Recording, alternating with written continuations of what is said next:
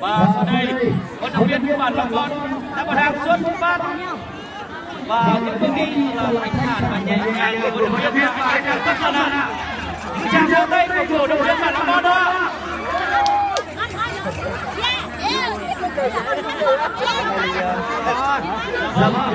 Rất thích bình tĩnh ạ. Vâng, quý vị thân mến, đây là phần thi tiếp được tính bằng thời gian. Nếu đội nào về đi cả và vận động viên đầu tiên đã vào hàng đích để đến anh quay lại làm được rồi ạ.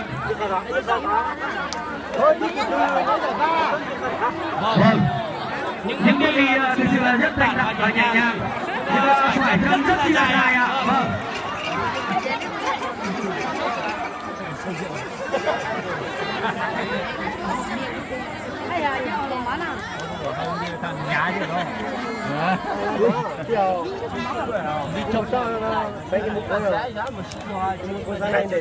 Vận động viên thứ hai đã cán đích tiếp tục vận động viên số 6 thực lý và điều đặc biệt nhất hiện tại là đồng chí sĩ diệm trưởng bản Long Con đã vào hàng thực hiện phần thi kỹ thuật theo ngày hôm nay. Vâng, những bước chạy